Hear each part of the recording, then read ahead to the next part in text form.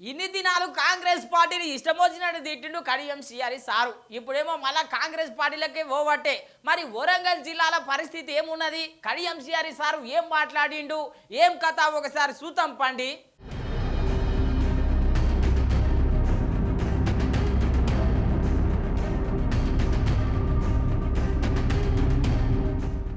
Kadiyam CR sir Congress పార్టీలో కాలు పెడదాం అనుకున్నాడో లేదో అట్లా లొల్లి చురువైందుల్లో కడియం సిఆర్ సారు ఫోటో మీద ఎట్లా టిక్కర్ వేస్తున్నారో చూడుండ్రి.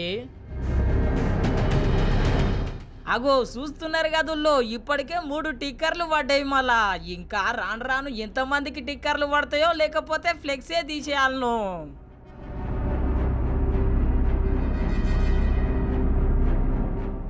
ఇట్లా బీఆర్ఎస్ కార్యకర్తలు టిక్కర్లు వేస్తున్న వేళ బీఆర్ఎస్ పార్టీ లీడర్లు కడియం సిఆర్ సార్ను తిడుతున్న యాల కడియం సిఆర్ సార్ ఒకటే మాట అంటున్నాడు, మీరు పార్టీలోకి రావాలి, తెలంగాణలో కాంగ్రెస్ పార్టీని బలోపేతం చేయడానికి మాతో కలిసి పనిచేయాలని చెప్పి ఒక ఆహ్వానం నాకు ఇచ్చారు. నేను నా శ్రేయోభిలాషులు, నాతో ఇన్ని రోజులు కలిసి ప్రయాణం చేసిన కార్యకర్తలు వాళ్ళందరితో కూడా మాట్లాడి త్వరలోనే నా నిర్ణయాన్ని చెప్తానని చెప్పి పెద్దలు దాస్ మున్షి గారికి తెలియజేయడం జరిగింది. In a day or two I will take a decision after consulting my followers and after consulting my well wishers and my workers. ఇన్నరు కదా 1-2 దినాలల్లో నిర్ణయం తీసుకుంటాడంట. మళ్ళా తండ్రి బాటలనే బిడ్డ గుట్ట వరంగల్ సీటు నుంచి పోటీ చేస్తలేనని చెప్పి తప్పుకున్నదుల్లో కుల్లం కుల్లా. ఈ వరంగల్ సీటుకైతే మస్తు డిమాండ్ ఉన్నది. బాల్క సుమన్ సార్ కు టికెట్ ఇస్తారని చెప్పి పెద్ద ఎత్తున ప్రచారం అవుతున్నది. తాటికొండ రాజయ్య సార్ కూడా లైన్లు ఉన్నాడంట. నువ్వు బాబుమోహన్ సార్ కూడా లైన్లు ఉన్నాడంట. ఇట్లా మస్తు మంది పోటీ పడుతున్నారు మళ్ళా వరంగల్ బీఆర్ఎస్ సీటు కోసం.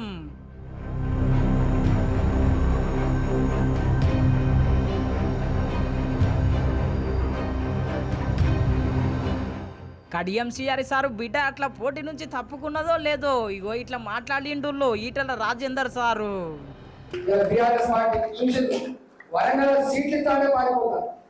మొన్న దాకా నంబర్ వన్ అని చెప్పింది ఎవరు? మొన్న అసెంబ్లీలో చెప్పింది ఎవరు? అన్నింట్లో నంబర్ వన్. 4 నెలల క్రితం కేసీఆర్ మాట, కేటీఆర్ మాట, హరీష్ రావు గారి మాట. ఇవాళ ఆ పార్టీలో పోటీ చేయడానికి కూడా ముందుకు రాని పరిస్థితి వచ్చింది. 10 ఏళ్ళ తర్వాత మోడీ గారేమో ఆశీర్వదిస్తున్నారు, కేసీఆర్ ఏమో పొందబెడతారు. కేసీఆర్ మాటలు చెప్పాలంటే ఇక్కడ అధికారం లేదు, నా అక్కడ ఇది చేసేదేం లేదు, ఓటైతే మోడీ వేసినట్టు అని చెప్పేది ఆయన అర్థం. ఒక గదే ఇవాళ మనం ఆలోచించాలి. ఆయన ఓటైతే మోడీ వేసినట్టు. తెలంగాణ ఉద్యమకారులాగా నాతో పాటుగా టీఆర్ఎస్ పార్టీలో పార్టీ బలోపేతంగా పనిచేసిన నాయకులారా, కార్యకర్తలారా, ఈ ఓటుని వేస్ట్ చేయకండి. ఈ ఓటుని తెలంగాణ అభివృద్ధికి, దేశ అభివృద్ధికి, మోడీ గారికి కమలకు కూర్చుకోవడం చెప్తున్నారు. ఇన్నరు కదా ఈటల రాజేందర్ సార్ అయితే కడియం సిఆర్ సారు కోసము, కేకే సారు కోసం అయితే ఏం మాట్లాడలే. కానీ డాక్టరు సంజయ్ సార్ అయితే మస్తు తిట్టిండు. రాత్రి బాగా బాధపడ్డా. వాళ్ళు పెద్ద మనుషులు ఏం అనబుద్ధి కాదు కానీ అనాల్సి వస్తుంది. ఇప్పుడు ఒకరేమో 85 ఏళ్ళు, ఇంకొకరు 70 ఏళ్ళు అనుకుంటాం. కేశవరావు గారు 85 ఏళ్ళు, వారు కడియం సిఆర్ గారు 70 ఏళ్ళు అనుకుంటాను. వాళ్ళు పెద్దలు చాలా గౌరవిస్తుండే. ఎప్పుడు అంకుల్ అని పిలుస్తుండే, సార్ అని పిలుస్తుండే. వాళ్ళని సిగ్గు లజ్జ లేని తెలంగాణ ద్రోహులు వాళ్ళు. నేను ఎప్పుడు గలీజ్ మాటలు మాట్లాడే, మామూలుగా ఎప్పుడు గలీజ్ మాటలు మాట్లాడకని ఇవాళ చెప్తున్నా మీ అందరి ముందర. సిగ్గు లజ్జ లేని తెలంగాణ ద్రోహులు. ఎందుకు చెప్తున్నాడో చెప్తున్నాను. ఒకప్పుడు తెలంగాణ అమరవీరుల మీద గన్ను పెట్టిన రేవంత్ రెడ్డితోని చేతులు కలిపినంటే ఏంది వాళ్ళు చెప్పరు, మీరే చెప్పరు. ఇన్నరు కదా నువ్వు మాటలు రావు అనుకుంటేనే పెద్ద మాటనే అనే. ఇట్లా బీఆర్ఎస్ పార్టీ లీడర్లు కూడా మస్తు గరం అయ్యిర్రు. నీతి నిజాయితీతో విలువలతో కూడినటువంటి చెప్పుకునేటువంటి మీరు నిన్న చేసినటువంటి రాజకీయాలు ఒక మంచి సాంప్రదాయం కాదని చెప్పేసి కూడా ఈ సందర్భంగా ఒక ఉద్యమకారునిగా, ఒక ఉద్యమ బిడ్డగా ఈరోజు మీకు మేము చెప్తా ఉన్నాం. నీ స్వార్థం కోసము, నీ రాజకీయ భవిష్యత్తు కోసం కుట్రలతోని, కుతంత్రాలతోని ఏ పార్టీలో ఉన్నా కూడా నీ స్వలాభం కోసం, నీ రాజకీయ ఎదుగుదల కోసము ఆ పార్టీలో ఉన్నటువంటి నిస్వార్థంగా పనిచేస్తున్నటువంటి కార్యకర్తలను, నాయకులను అణచివేస్తూ అహంకారపూరితంగా చేసినటువంటి కుట్రలు ఎన్నో ఉన్నాయి. ఇది కేసీఆర్ తప్పు వల్లనే వీళ్ళందరూ పార్టీ వీడి పోతున్నారు. అరే నాకు కూడా బరాబర్ అనిపించింది. నాకు కూడా ఇది కేసీఆర్ గారు తప్పే అనిపించింది. కేశవరావు గారు రాజకీయ జీవితం అయిపోయిన తర్వాత 2 సార్లు రాజ్యసభ సీట్ ఇవ్వడం తప్పు. సెక్రటరీ జనరల్ ఆయన సెక్రటరీ జనరల్ అని కొత్త ఒక పదవి తీసి కూడా పక్కల రామన్న లాంటి వాడు కూర్చున్నా, ఎవరు కూర్చున్నాయో రాము లేవు, కేశవరావు గారు కూర్చొని పక్కన కూర్చోబెట్టుకోవడం తప్పు. కష్టకాలం పార్టీలకు అన్నిటికీ వస్తాయి, మనకు కూడా వచ్చింది అనుకుందాం. చాలా మంది స్వార్థపరులు ఆడుకున్నారు, పోయినరు. ఇది బరాబర్ మన టైం వచ్చింది, మనం ఆడుకుందాం. మన టైం వచ్చినప్పుడు ఈయన ఉన్న వాళ్ళందరూ కూడా నాయకులు అవుతారు. మీతో పాటు నేను కొట్లాడతా. నాకు కూడా ఏమి అవకాశాలు రాలే.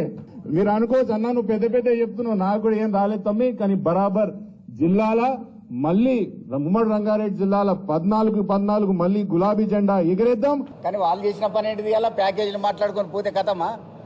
ఎవరు ప్యాకేజీలు మాట్లాడుకొని పోయిన వాళ్ళు ఎవరైతుంటారో వాళ్ళే సమాప్తం అవుతారు. తప్పకుండా ఇక్కడ ఉండే అటువంటి ఉద్యమ నాయకులే అందరికీ ఈ తెలంగాణ రాష్ట్రంలో ప్యాకేజీ ప్రజలు తీసుకుంటారు, ప్రజలు చెప్తారు మీ ప్యాకేజీ సంగతి ఏందనేది. మీరు ఇతర పార్టీలో ఉన్నప్పుడు మీకు వ్యతిరేకంగా పోరాటాలు చేసినాం. మీరు ఈ పార్టీలోకి వచ్చిన తర్వాత మిమ్మల్ని భుజానేసుకుని ఊరేగించినాం. మిమ్మల్ని భుజానెత్తుకుని ఊరేగించిన లక్షలాది మంది కార్యకర్తలు, వారందరి త్యాగాల ఫలితంగా మీరు మొట్టమొదటి ఈ రాష్ట్రం వచ్చిన తర్వాత మీరు ఉప ముఖ్యమంత్రి స్థానాన్ని అధిరోహించారు.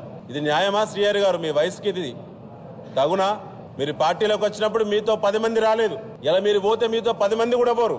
కానీ నిత్యం విలువల గురించి మాట్లాడో ఇక బంద్ పెట్టాలి. మీరే పెద్ద పునీతులైన్లు, చుట్టూన్నోళ్ళు పార్టీలు అందరూ కూడా అపవిత్రులు అన్నట్టు మీరు మాట్లాడేటువంటి మాటలు ఇక చెల్లో వరంగల్ కేంద్రంగా. సూజిరి గదుల్లో బీఆర్ఎస్ పార్టీ లీడర్ల కోపాలు. ఈ కోపాల నడుమ, శాపాల నడుమ పార్లమెంట్ సీటు ఎవరు గెలుస్తారో, ఎవరు ముంగల పడతారో చూడాలి మళ్ళా.